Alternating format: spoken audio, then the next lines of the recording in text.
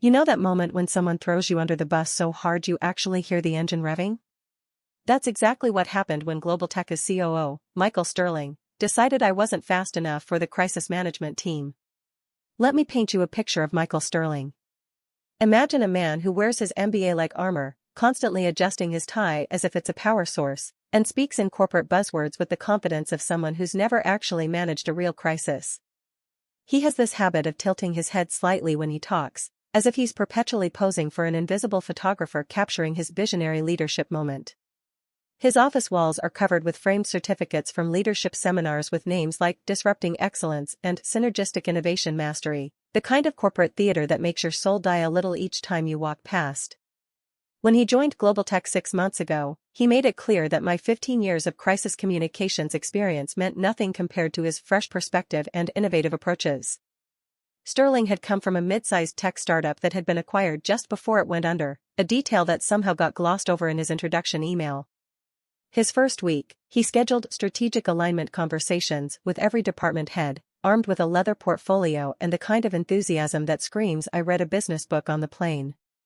During our initial one-on-one meeting, he spent 45 minutes explaining how crisis management was evolving beyond traditional reactive protocols toward what he called proactive narrative architecture.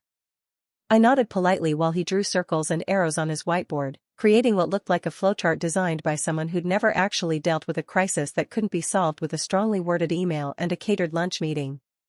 The crisis team had been my baby for 3 years. We'd handled everything from minor product recalls to regulatory investigations with surgical precision.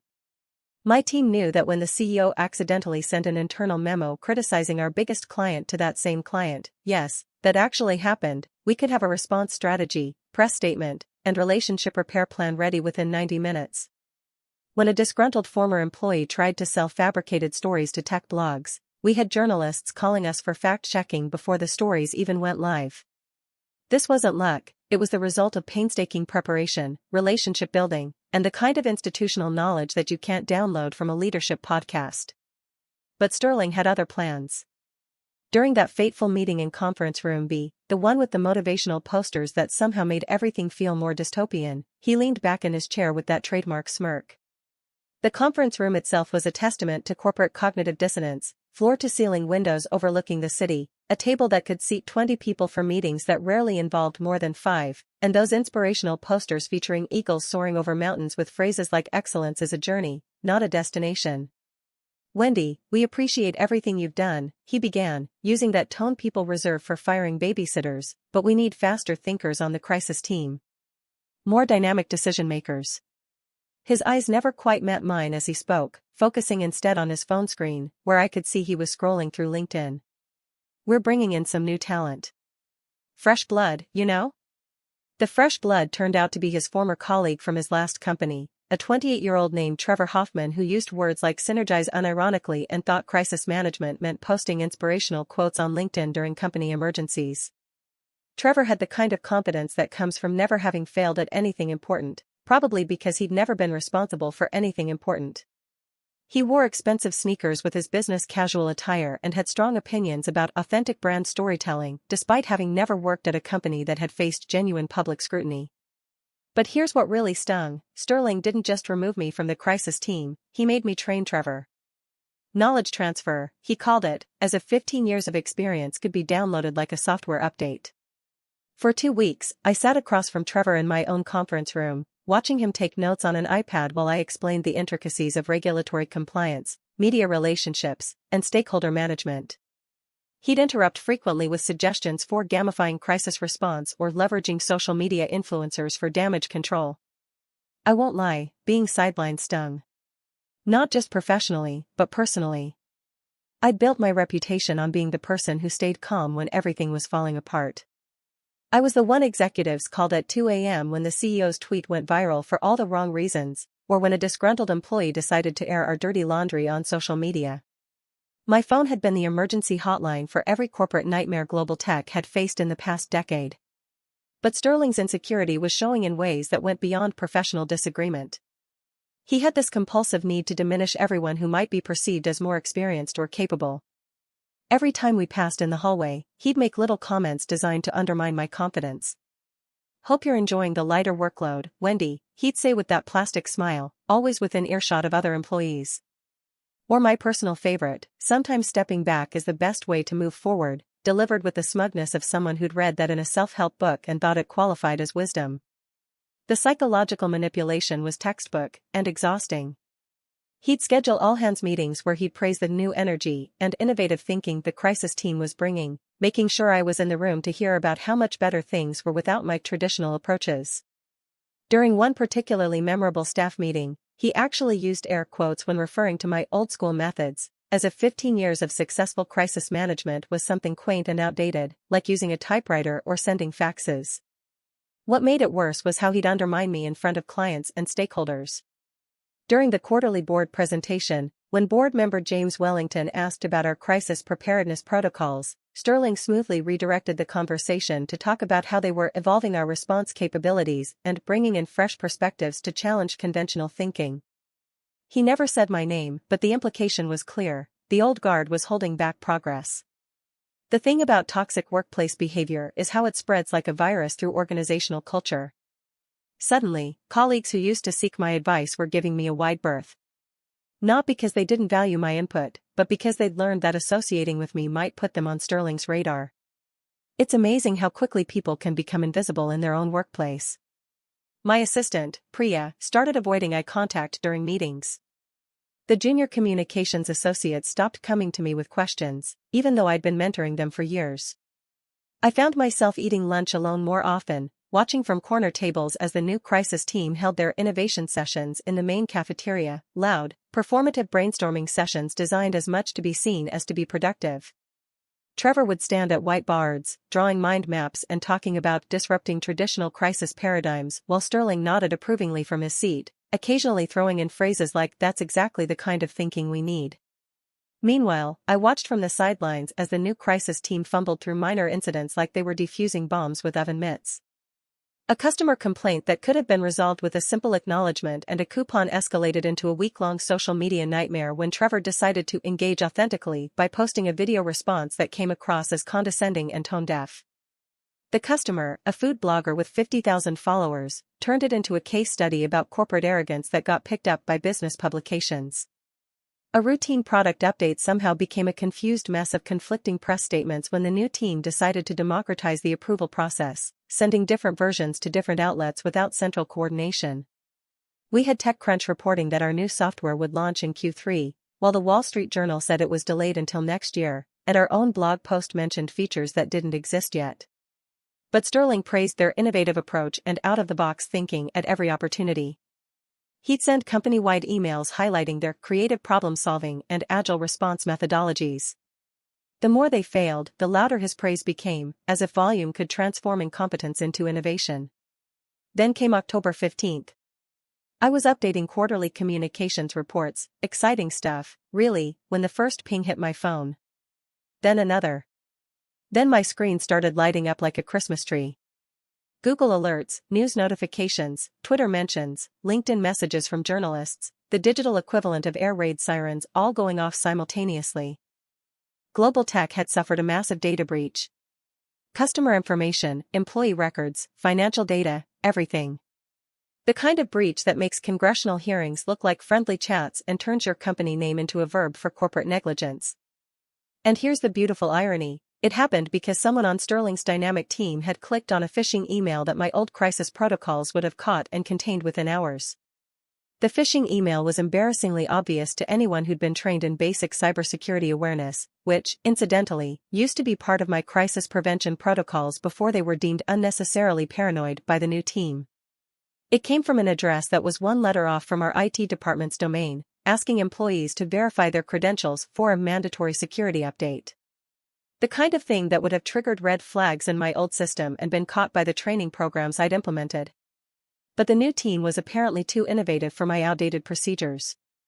They spent the first 6 hours debating whether it even constituted a real crisis. Trevor, in his infinite wisdom, suggested they could write it out and see if anyone noticed. Sterling backed him up, arguing that they should monitor the narrative velocity before taking any precipitous actions that might amplify the situation unnecessarily. I know this because I still had contacts throughout the organization, People who'd worked with me for years and trusted my judgment even if they couldn't openly seek my advice anymore. My former team member, Alex Chen, texted me updates throughout that first day. By hour 3, they'd finally acknowledged it was a significant event. By hour 5, they were calling it a situation requiring coordinated response.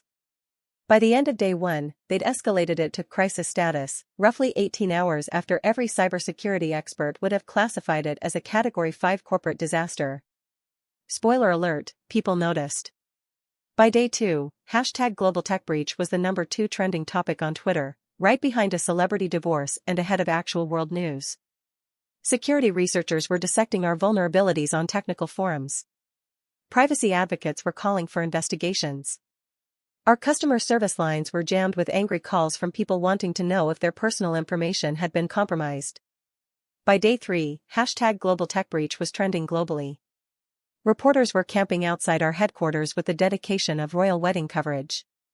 Customers were closing accounts faster than we could count, and our stock had dropped 37% in 48 hours. Corporate clients were sending tersely worded letters about reviewing their partnerships. The attorneys general of 4 states had announced investigations. And where was Sterling's crisis team? Still in meetings, apparently trying to strategize the narrative and identify optimal messaging frameworks. I later learned from Alex that their crisis response had devolved into something resembling a committee designing a horse and ending up with a camel.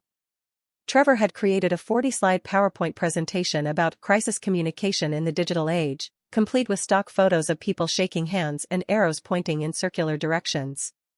Sterling was insisting they needed to control the conversation by getting ahead of the story while simultaneously refusing to approve any actual communication strategy that involved acknowledging fault or taking responsibility.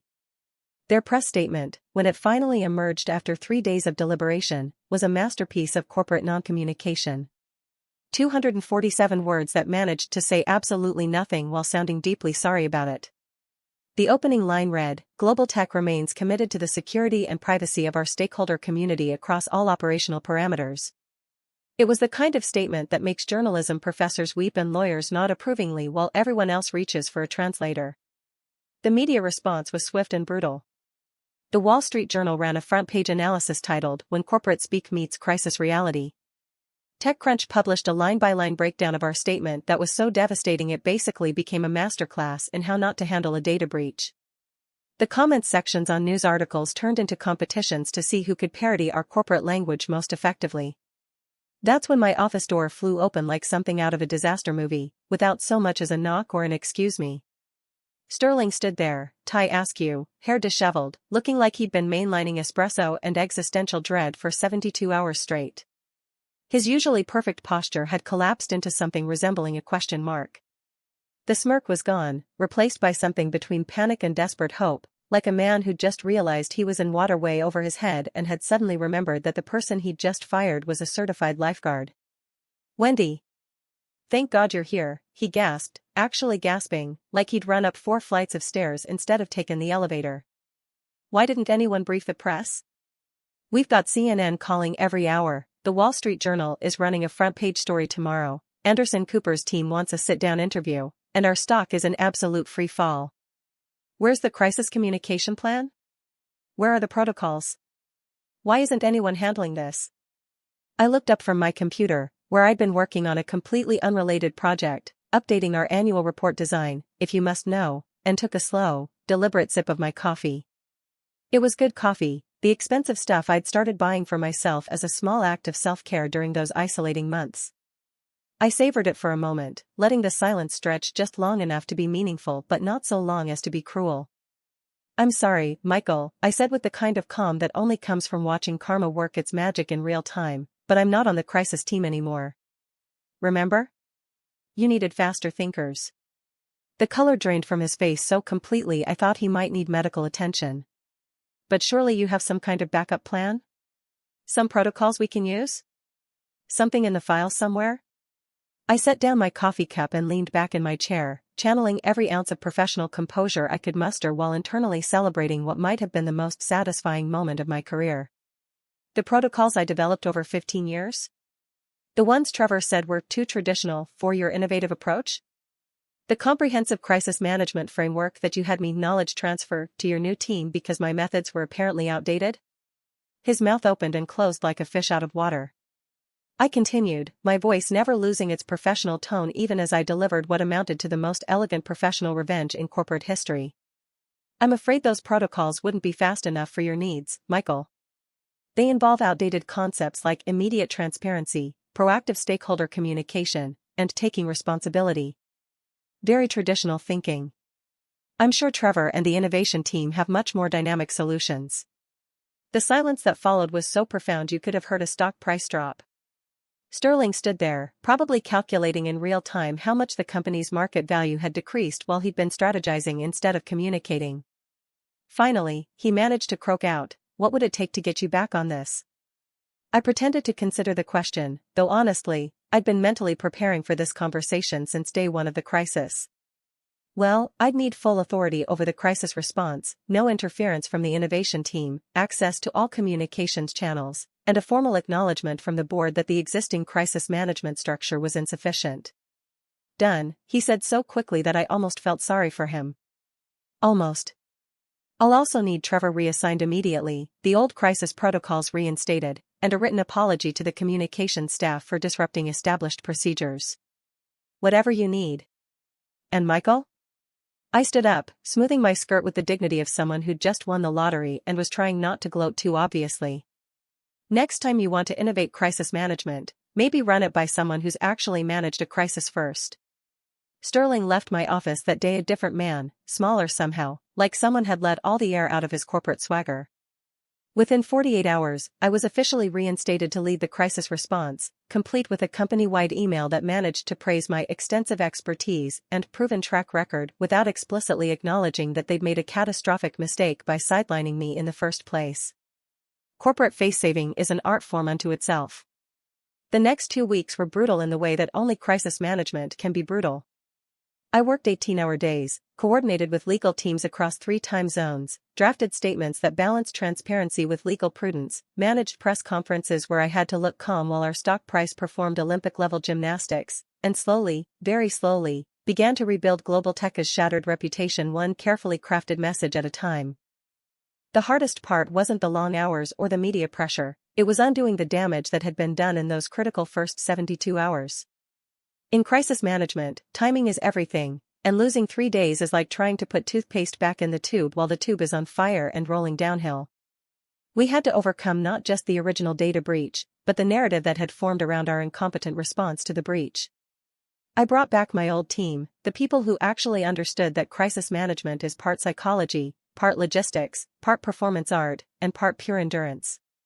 We implemented the protocols that Trevor had dismissed as traditional, protocols that involved radical concepts like telling people what happened, explaining what we're doing to fix it, and acknowledging that we screwed up in language that actual human beings could understand. Sterling kept his job, though his authority was significantly diminished in ways that were both obvious and subtle.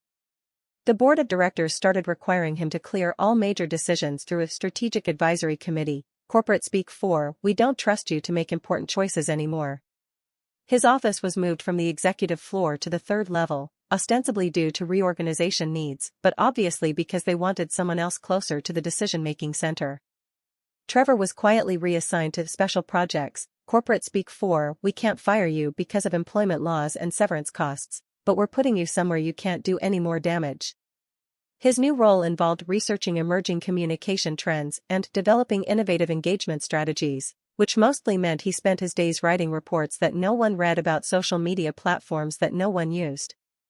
The most satisfying part of the whole ordeal was watching the gradual shift in office dynamics. Colleagues who had given me the cold shoulder during Sterling's reign started stopping by my office again, seeking advice and sharing industry gossip. My assistant, Priya, began making eye contact again and actually seemed relieved to be working with someone who understood the difference between innovation and competence. The junior communications associates resumed their informal mentoring sessions, hungry for real knowledge instead of buzzword bingo. As for me, I learned something valuable about workplace politics and personal worth that goes beyond the satisfaction of being proven right. Sometimes the best response to being undervalued isn't to fight for recognition, it's to let competence speak for itself. And sometimes, the most powerful thing you can do is simply step back and watch people reveal who they really are when the pressure mounts and the stakes get real. The experience taught me that toxic leaders like Sterling aren't just insecure, they're fundamentally terrified of anyone whose competence might expose their own inadequacies. They create elaborate systems of undermining and marginalization not because they believe their way is better, but because they know, deep down, that it isn't. The louder they praise their innovative approaches, the more desperate they are to convince themselves and others that experience and expertise are somehow obsolete. But here's what I learned about myself: I don't need external validation to know my worth. 15 years of successfully managing crises wasn't erased by 6 months of corporate gaslighting. My relationships with journalists, stakeholders, and industry colleagues didn't disappear because one insecure COO decided I wasn't dynamic enough for his taste. Real professional relationships are built on competence and trust, not corporate politics and buzzword fluency. The breach cost GlobalTech approximately $47 million in direct expenses, regulatory fines, legal settlements, and lost business, money that could have been saved if they'd spent $0 on letting me handle the crisis from day one with the protocols that had worked successfully for years. There's a lesson in there about the true cost of prioritizing ego over expertise, but I doubt Sterling learned it. People like him rarely do. 6 months later, I was promoted to Director of Strategic Communications, a role that put me at the C-suite table and gave me budget authority over the entire communications department. The board, having learned their lesson about sidelining experienced professionals, made it clear that major communications decisions would run through me. Sterling attended those meetings, sitting quietly while I presented quarterly reports and strategic recommendations, occasionally nodding when I made points that even he couldn't argue with. These days, when I see Sterling in the hallway, he nods respectfully instead of offering condescending smirks. The crisis team is back under my leadership, stronger than before, with protocols that actually work and a team that understands the difference between innovation and competence. If you've ever been pushed aside by someone's insecurity, remember this: expertise isn't something that expires just because someone with a newer degree or a louder voice shows up. Real crisis management, like real leadership, isn't about being the fastest or the flashiest. It's about being prepared, staying calm, and knowing that sometimes the best way to prove your worth is to let others prove their incompetence first. And if you're ever tempted to dismiss someone's experience for the sake of fresh perspectives, just remember, there's a reason some of us have been around long enough to accumulate all that experience. We've seen this movie before, and we know how it ends.